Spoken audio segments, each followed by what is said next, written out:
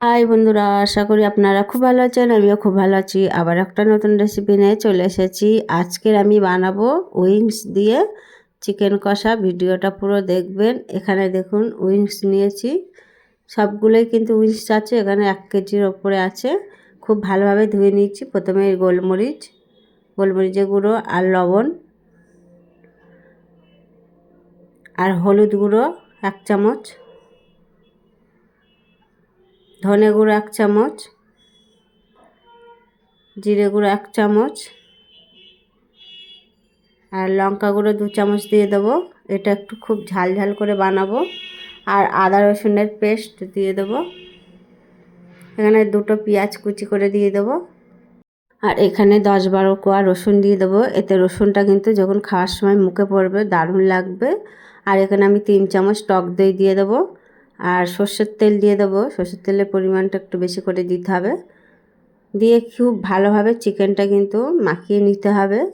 আপনাদের হাতে যদি সময় থাকে এটা মাখিয়ে কিন্তু আধ ঘন্টা থেকে 1 ঘন্টা মতন রেখে দিতে পারেন। এতে চিকেনটা কিন্তু মশলা খুব ভালোভাবে মিশে যাবে চিকেনের সাথে, খেতেও দারুণ লাগবে। এবারে এর মধ্যে সর্ষের তেল দিয়ে দেবো। 1/2 চামচ চিনি দিয়ে দেবো।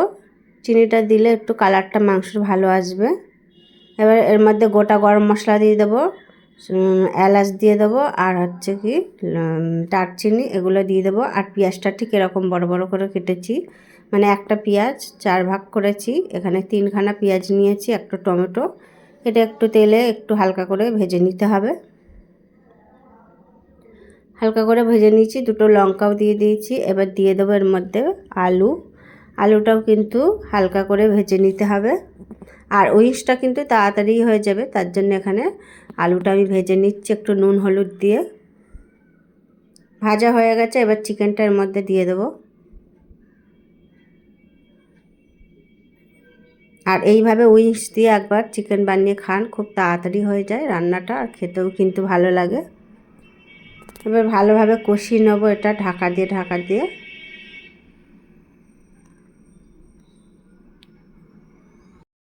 চিকেনটা খুব ভালোভাবে কষিয়ে নিতে হবে একটা কালার আসা পর্যন্ত। দেখুন চিকেনটা কিন্তু খুব ভালোভাবে কষানো হয়ে গেছে। এর মধ্যে আরও 2টো আমি কাঁচা লঙ্কা দিয়ে দিচ্ছি, দিয়ে আবারও ভালোভাবে কষিয়ে নিচ্ছি। আর এখানে আমি 2 বাটি জল দিয়ে দিচ্ছি, কারণ চিকেনটা সিদ্ধ হতে বেশি সময় লাগবে না। আরও 1 বাটি জলে আমি এই মশলার মধ্যে দিয়ে দিয়েছি, ওটা ধুয়ে ভালোভাবে আমি জলটা দিয়ে দিচ্ছি। এবার ঢাকা দিয়ে এটা চিকেনটা সিদ্ধ হতে দেবো, চিকেন আর আলুটা। চিকেনটা কিন্তু হয়ে গেছে, একটু গ্রেভি রেখেছি। উপর থেকে একটু ধনেপাতা কুচি দিয়ে দেবো। আর একটু গ্রেভি রাখলে ভাত, রুটি, পরোটার সাথে কিন্তু ভালো লাগবে, ফ্রাইড রাইসের সাথে। এবার আমি এটা নামিয়ে নেব তরকারিটা।